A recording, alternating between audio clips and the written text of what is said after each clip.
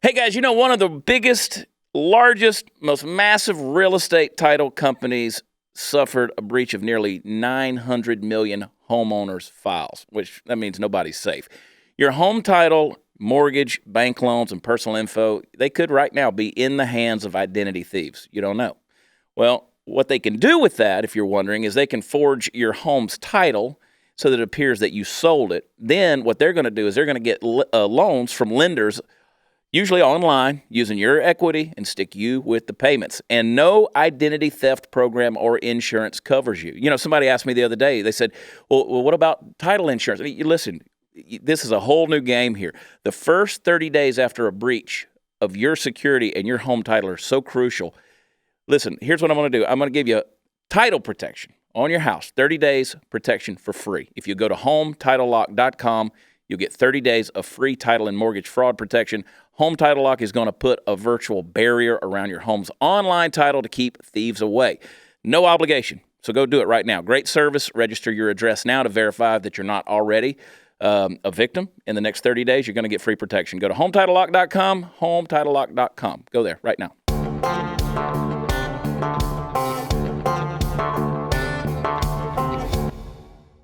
Hey guys, it's party time, Mom. Welcome back to Studio 22, the Chad Prather Show in the house, coming at you. Be watching us on YouTube or wherever podcasts are delivered. If you're watching this on Facebook, go to YouTube. Go to YouTube so it counts. Actually, just watch it. You're here. But next time, go to YouTube. Special episode today. Of course, I got Party Foul Steve sitting over in the Peanut Galley. Got my buddy Steve Helms, Texas singer-songwriter, man of mystery and fame. And we're buddies now? Nope, not really, but okay. I have to be nice because we're in public.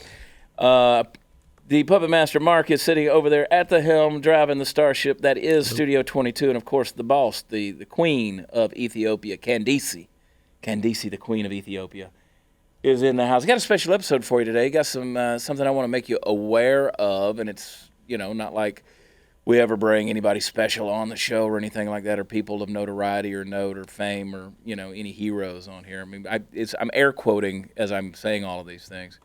My good buddy John TIG Tiegen is here, the author of 13 Hours, Secret Soldiers of Benghazi. Tig, it's not like you did anything in Benghazi or anything, right? I mean, you were just kind of there. Yeah, I was eating chow the whole time.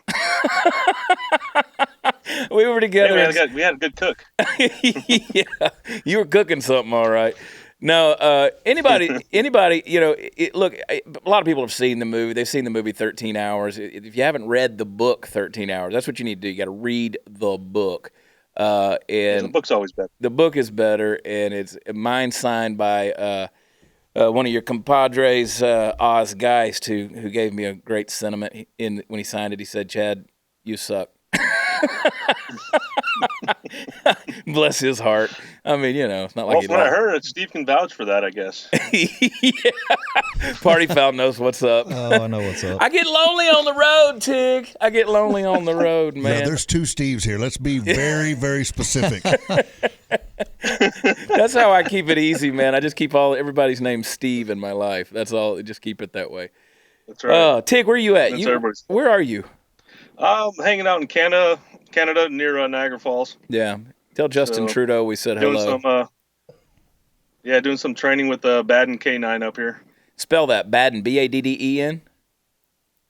No, 1D, B-A-D-E-N, K9. K9. That's cool. We need to check them out. Yeah. How you been, man? You've had surgeries, and then you posted video of your eye procedure, and I wanted to vomit. Golly, dude. Which eye procedure? I've had quite a few now. Yeah, I don't want to talk about it. That's weird, dude. I've kind of lost track of how many surgeries I've had here in the last 3 years. Yeah. I've had a handful. That's for sure. We're going to get it. We're going to get into talking about the stuff that we've talked about a million times, and you've talked about 1,000,001. It was funny. We were in Savannah a couple of weeks ago, and I had just enough to drink. But I said, Tig, let me ask you a question. I said, when you started shooting those guys in Benghazi, were you counting? Little chalkboard behind you. Like scooting the beads over on the abacus. Oh, my gosh. I'm a horrible human being, Tig. You know this. We've been together too many times. I'm a horrible human. Let's talk about your Marines event. can't count. So No, Marines can't count. Marines can't count. I want to talk about the event before we go any further, because you got something coming up on the 22nd of June. Let's talk about the event. Yep. Yeah, so it's a fundraiser to help veterans and first responders. Our main goal is to try to get them dogs. That's why I'm kind of up here, also to check out the Baden Canine, and we help them with after that. If they don't need dogs or whatever, we try to help them with their homes. We've helped with utility bills, food bills. We've had send veterans for TBI, PTS treatment. We just whatever they need, we try to help them out with. And so obviously it's a big fundraiser. We're having we're calling it the Texas Shootout. So kind of obviously going to be a lot of guns. We have car firearms. They're going to be out there. Tech, they're going to be out there with their guns. Wise Light, they're going to be out there, and Dynamic Munitions, they're providing all the ammo for us. And it's just going to be a lot of fun, a lot of shooting. And those who actually show up, they're going to be entered for a giveaway for a gun also. So, and then that evening we'll have our gala, which everybody knows what a gala is, big fundraiser. We got some VIPs that are coming. Obviously, we have some Medal of Honor recipients and some other fun people are going to be there. So then the Sunday, which we'll be selling about 20 slots or 20 seats for what we call the Redneck Olympics. And picture rednecks, playing horseshoes with toilet seats, and shotgun golf, stuff like that. Yeah. So it's what's the hang on, I'm getting some feedback on that. We'll figure it out. What's the website for that event? It's the TIGenFoundation.org. It's where you can find a lot of the info at, and it's just north of Austin, Texas, at Reveille Peak Ranch. Gotcha. And Tiegen, by the way, is Tiegen, right? I know people don't. Yes. I know how to spell it because I'm smart, but you got people that listen, and they're like Party Foul Steve. They don't know. Steve can't spell it. Easy now. I knew how to spell it. I just I Googled it. Look, for the longest time, I just called him Tig because I didn't know if it was Tiegen or Tiegen, and I thought it was Tiegen, but I always get scared. I'm still scared of you, though. Anytime I say your name, I'm scared of you. Well, not when you're drunk. No. I'm a loving. When I drink a little, I get loving. I'm very sweet. You're a little sparky. Lord have mercy. So you're going to be doing that. That's on the 22nd of June. So that's coming up. That's just in a week. So folks, a little over a week. So folks that need to go to that and plan to come to it, if you want to support heroes, you want to support first responders, you want to support veterans, active duty military folks, these folks, this is a great cause. And let me tell you something. Anytime you got one of these guys like Tig, who's a part of it, who are true heroes in my book, and not only that, just great guys and fun to be around. Let me tell you, you need to move heaven and earth to go be a part of these events and participate and give and donate in these things, because it's important. I have people all the time who are asking me, what can we be involved with? And I'm like, look, man, there's a lot of reputable people out there who, there's some that aren't so great, but that you got to be careful with that. But there's some reputable people out there, and Tig, you're certainly one of them. So I encourage everybody. Nobody in our part foundation collects money, so it everything that it's donated to us, it goes right back out to the veterans and first responders. So yeah, that's awesome. It's all everybody we have is volunteer. That's awesome. You've been doing this thing called the tactical games here lately. You're trying to kill yourself, bro. Yeah. What are you doing, man? What are you doing? They just put your arm back on with the shoulder surgery that you had, and you're out here doing all this stuff. Tell me what this tactical games thing is. So it's more combat related shooting kind of scenarios. Kind of picture a CrossFit tough man meets a 2-gun, which is a rifle pistol competition. You're doing a lot more running, a lot more carrying weights. You're pulling weights. You're doing rope climbs. You're jumping walls. You're running upstairs. You got long shots, short shots. And you got 5 people going at the same time. So your weapons handling needs to be on the top of the game. And it's a lot of fun. There's a bunch of different divisions. Obviously, you got the Masters, which is 45 and above. You got the Elite. You got the Intermediates. Then you have the Women's division. So, and I just like the competitive. I just like it. Yeah. I'm not really going in there trying to win. If I do, whatever. But I just like doing. I just like showing up and being around those type of people. I mean, it's just a good time. Do you have a website for that? I know that people can Google it and they can look at see the videos of it. That's where I've been. I've seen the sizzle reel for it and all that. And it's pretty exciting stuff. It is. It's at the tacticalgames.com, I believe is what it is. Or you can find them on Instagram under the Tactical Games or Facebook. Yeah, you guys are tough. And they have, yeah, I mean, it's definitely not very easy, but we've had a 6-year-old guy who came out, he did it, and a 6-year-old kid came out and did it. So really, it's, yeah, as long as you pace yourself the right way, if you're going balls to the walls, you're not going to make it. You'll gas out. So you gotta find your pace and keep with it, and because it's all timed, so there's no like par time. So it's when you finish, it's your overall time, and if you miss your target, it depends on what it is. It's between like 10 to 30-second penalty. you and I were talking about it. I sent information about it out to my guys in Hollywood, and I said, y'all need to make a reality show out of this deal, or a competition type show. And they were like, well, just not sure people would watch it. And I'm like, I'm sitting here watching on a television screen people doing, tactical shooting competitions and stuff like that. And I'm like, I'm sitting in a bar, of course, and I'm watching this on the TV over the bar. And I'm like, the hell they won't. This stuff is fun and exciting. So, and plus, it is, because it's got a handsome guy like you on. Yeah, it's yeah. Yeah, I mean, when you got more than one guy doing it, I mean, you really see it, because there's, like, I'll say we were going up the staircase in the last one that I did, and you got dudes shoving dudes out of the way, because I mean, they're competitive. I mean, they're pushing each other out of the way, trying to get in front of each other, and it's pretty freaking hilarious, actually. Yeah, I hate how lazy I've become in my life. I really have. I've become lazy. It's pathetic, dude. You saw me. My weight's been going up and down. God, I hate myself right now. When you saw me, I was the fattest I've been. A couple of weeks ago, I was the fattest I've been in. Yeah, the secret is eat more pizza and more ice cream, and you'll be good. No, it's the whiskey, dude. It's fighting me. It's fighting me, and it's not the whiskey that makes me that way. It's just I like to eat after I drink. That's the problem. It makes me hungry.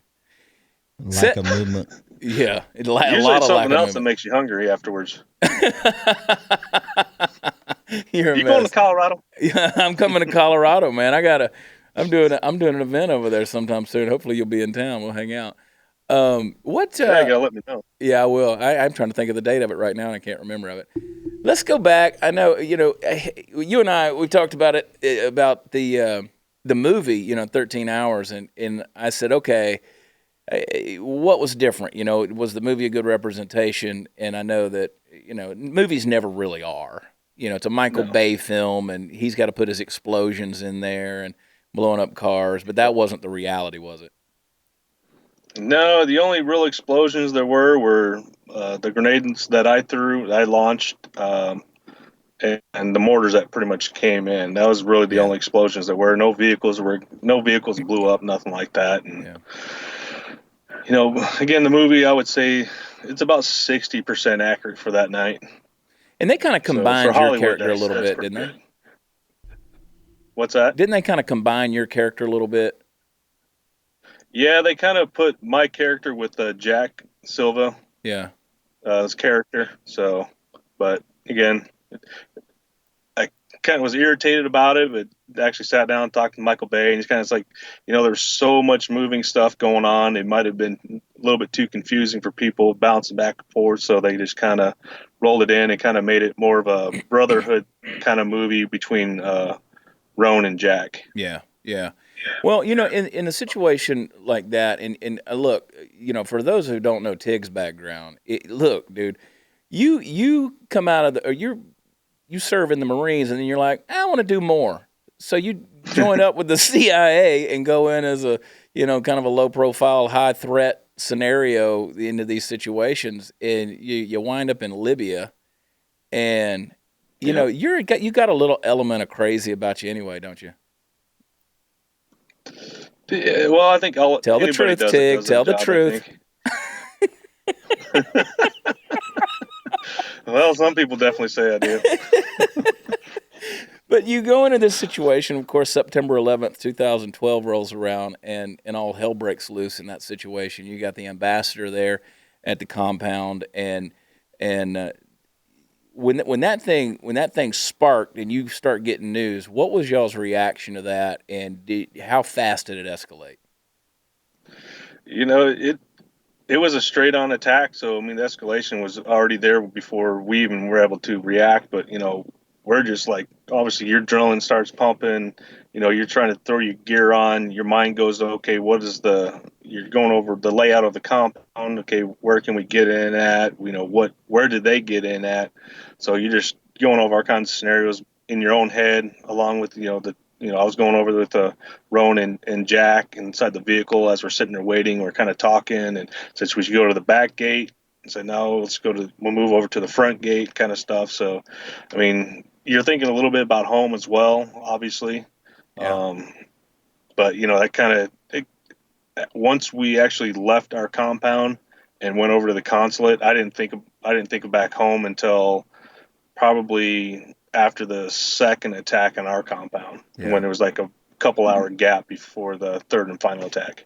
Now, at that point in time, when the attack begins like that, I mean, did you guys immediately get a stand down order? From the chief of base, we did. He told us, stand down, you need to wait, kind of thing. And, I don't think it came from anybody else but him and him alone, because it was, you're looking about 10 minutes, 15 minutes into the initial assault, and everybody knows how the last administration worked. There's no way they could think that fast anyways. So, and just from working with Bob for so long, that's just the kind of person he was. I mean, I was there the second time the consulate got attacked, and we were told we couldn't go then too. So, Yeah. And that night there was only 2 security personnel protecting the consulate. So, I mean, the lack of security, it's been that whole entire year up to the third attack. So with at that situation, was it just kind of, we're going to err on the side of caution, and is that why the stand down order came in from your station chief or the chief of base? I mean, what was the motivation there on that? His biggest thing, he just always didn't want us to do anything. I mean, he would, I don't know if he didn't trust us or didn't really know our true capabilities and how we could handle ourselves in the job. He would always want the local militia to do everything. And which, a militia, they're not trained, right at this time. Now you have a hostage rescue situation, which is that's what the guys were on the consulate, the State Department personnel. I mean, they were technically hostages because they're being held against their will. And you have a militia that's not trained truly in that kind of warfare or combat, whatever you want to call it. That's what our job was, and that's why they hired us. So, I just don't think he understood our true capabilities. So when you look at a situation like that, and do you feel like that had you guys been able to respond faster, that you could have saved the ambassador, that you could have saved Sean, that it was, or was it just a done deal at that point in time? What do you think about that? If we'd have left when we wanted to, they'd still be alive today. Yeah. And see, that's the hard thing, and that's why, I know that. Go ahead. No, it is, because I mean, it's really hard, because we know for a fact that we would have made a difference. Because if we would have went over there, we'd have drew all their attention onto us, and they wouldn't be able to light the buildings on fire. Because again, we were ready to go before they lit the buildings on fire, and our job then, when we went over there, was to draw the attention onto us to get it off of them. Yeah. So in that situation, then there you get back to where you guys are, to your base, and they're bringing the fight to you at this point. How accurate is that in terms of how many guys were coming who are attacking you guys at your position? I would say the movie was pretty close to that. I mean, because again, we have our own sectors that we're looking at, so I'm not really seeing what Tonto and Boone are shooting at. I'm just knowing what myself and Oz were shooting at, and it was a good group of guys that were coming in at us, and I think the drone feed at one time, they had like count up to almost 100 guys that were moving towards us for this a second counter assault at the consulate. So I mean, there was probably at least 24 or more every time they came hit at us. But there's only 4 of us technically protecting the annex, because only 4 of us could shoot because of the the other angles for the other guys. They wouldn't be able to, they're not going to shoot over our heads because then you have the potential of hitting one of us in the back of the head. So, the whole entire night was really only 4 guys protecting the annex at any given time. Did at any time did you sit there and look at that situation and think, we're not going to make this? We're going to get overrun on this, or did you? I mean, what was the sense of confidence in terms of what you guys were engaged in amongst everybody, not just yourself? Or did you even know what they were thinking? I think the confidence was extremely high until the mortars came in. Yeah, and because they delayed that for how many hours before that happened? For the mortars came in. Yeah, I want to say, I think it was about 8 hours, 8 hours plus, somewhere around there. Yeah, and so obviously that's in anybody who's seen it or read the book, and I encourage people to get the book, 13 Hours, and read the book. Obviously, tragedy in terms of what happened with Bub and Roan, and of course with Sean and the ambassador Chris Stevens, and then you guys. I mean, you had to be just absolutely worn thin through that entire process. Once the so-called dust settled on that, and then you look back. Yeah, I was pretty exhausted. I mean, you're looking back at that. What you're talking about? Yeah, I mean, it's just emotionally just. There's no words to even say what I imagine you guys were feeling at that point, but and then you realize the politics of the whole thing. Now there's a so-called YouTube video that's being propagated, and there's a, in response to that, and you got, a Secretary of State who later on says, at this point, what difference does it make? And yeah, it pisses us off. I mean, all of us, as patriots, it pisses us off, and I know you got to have those feelings yourself. No, yeah, I mean it does, because the way they tried to tell a story and spin it, it just totally disrespected the 4 guys who were killed over there. I mean, It dishonored everything that they did and stood for. Yeah. For sit there and saying he was under a protest, well, when they brought the ambassador's body back to us, the dude didn't even have time to put socks and shoes on. So if there was a protest, he definitely would have had socks and shoes on. And they knew it wasn't a protest from the very beginning, and they have security footage of the consulate, so they knew exactly what was going on. And for them to say, well, we couldn't send help, I think it was Panetta. Yeah, he said that they couldn't send help because they didn't know what was going on the ground. They had live drone feed, and they had us on the ground telling them exactly what was going on. They had more intel that night to help us out than they did to go get bin Laden. So they were just caught with their pants down. They didn't know what to do. Yeah, well, obviously it's a situation that could have been a lot worse than it was, and it was a tragedy. It was a tragic situation that happened. It's unfortunate, and it's a defining moment. Do you ever think about it like that? I don't think I've ever asked you that question. Is it like, I think it's a historic and defining moment in very telltale in terms of how we view our military. Like for instance, 9/11 2001 was a very defining moment for our country. But what you guys did on a rooftop in Benghazi, Libya, is I think is a defining moment for folks that say, hey, there are patriots out there, and in a lot of ways, we don't feel like our government is, one, telling us the truth, and in other places, are we really supporting the men and women that are on the ground defending us? Yeah, I think it was. I think it was a big awakening for a lot of people. The sad is so many people are more loyal to their candidates than they are to the country, which is really sad. For Hillary to come out and do what, and say what she did, and Obama to continue to lie about it, and they're just sticking with them. It's pretty disgusting. You should be sticking with the country, not a party that you're loyal to. Yeah. And I know I've had to deal with people over the years, and I'm sure you have too. When you get outspoken about patriotism and the folks, men and women in uniform that are potentially serving, not just serving, but potentially sacrificing their life for our liberty and our freedom. And it's those events that make us, all of us, whether you served or you didn't serve. If you got a patriotic bone in your body, then you want to stand up and fight for folks like yourself, like Oz, like Tonto, like Boone, like Roan, like Bub, all those guys. But you want to use every platform you can to say, no, these guys are where it's at. I mean, this is the line in the sand. These guys have risked their lives for our liberty and people say, oh, well, everybody, even these veterans these days in the military, they get all this free pass and whatever. And it's like, in my book, hell yeah. Hell yeah, I'm going to support them with everything I've got because, I'm sitting here on my fat ass in an air-conditioned building. I'm not having to worry about jihadis now Antifa's a different story, but, I'm not having to worry about a bunch of jihadis overrunning the building right now because of men and women like you. Yeah, we keep them overseas instead of at our back door. I know. And now we got folks coming through.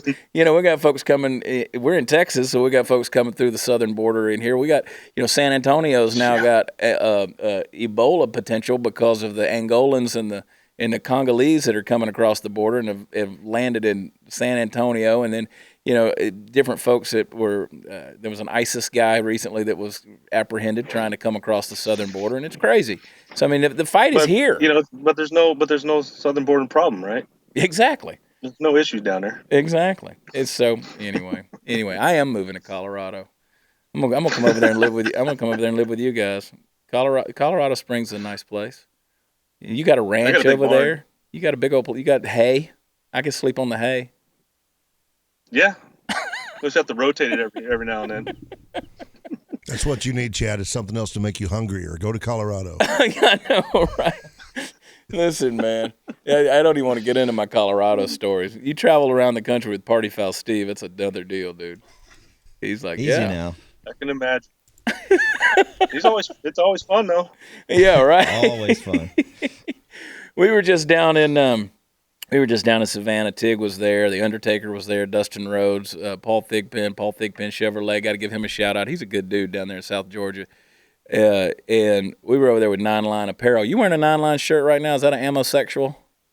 Yeah, it is. Is it amosexual? I wish I'd have come up with that idea right there. Look at that thing, boy. It's beautiful. I'm an amosexual. You're looking at my nipple, weren't you? Did you get it pierced? You got it pierced. Maybe not. You got it. There's all kind of unmentionable places on Tig's body that are pierced. Who knows? You'll hear him whistle when the wind blows. Hey, sometimes. Oh He's my like a walking goodness! wind chime. Ding ding ding ding ding. And those are brass balls that are clicking together. Hey, buddy, what you got to deal with car firearms, don't you? I need one of those deals. Yeah, what kind of deal? I need a free gun deal. Yeah. Jody's always sending me messages. She's like, "Hey, let's work something out." And I'm like, "Yeah, let me shoot some guns." Because I'm going broke on guns these days. I'm going broke. Oh, they will. They'll break you quick. Man, do you have a favorite brand of firearm? Do you have to say car? Because I know you do a lot with them. No, I do. I use them for my everyday carry. They're really nice and small and slim. And my favorite gun. I don't know if I really do like shooting the Desert Eagle 50 cal. That actually is a lot of fun. But that's a lot of gun, bro. That's a lot of concealed carry right there. I would say the Maul Deuce. I love shooting that thing. Really? I don't know who wouldn't. Yeah. A little hand cannon. I mean, I have the Car 40 cal that I think only holds 5 in the magazine. It's a tiny little gun, but it is. They are tiny. It's a little force to be reckoned with. It really is. I just went and got a SIG 1911, and I got another SIG. What was it? I just got it, and then I got a Smith & Wesson 45. It's the only 45 I own. We just got 9 mils too. We got the Glock 19s. Yeah. Yeah, and I'm not a huge fan of Glock, but those are nice guns. So anyway, I ain't running around carrying heavy stuff like you do in those tactical games. Well, we do have some custom one-of-a-kind guns we're auctioning off on the 22nd.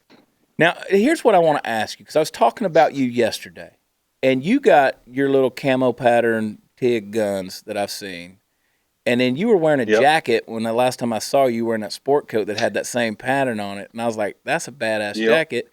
So I don't mind telling people I get my coats and my suits custom made, right? So my girl came by the studio yesterday to drop off a suit. Because I'm fly like that, Tig. I'm fly. Yeah. And so I said, do you have any, started talking about you. And so I said, what kind of like camo patterns do you have? And she said, oh, we got them. And so anyway, needless to say, I got a new jacket coming. It's not as cool as yours. Not as cool as yours, but I'd love to have. That's a great looking coat, man. Right there in Colorado Springs, man. Is it really? Get you one done. I'm gonna come over there. We're gonna go talk to those folks. Rutledge, right downtown. Yeah. All right. Yep. I'm gonna come over there. How'd you get that pattern though? It's Cryptek. Okay. Typhon pattern.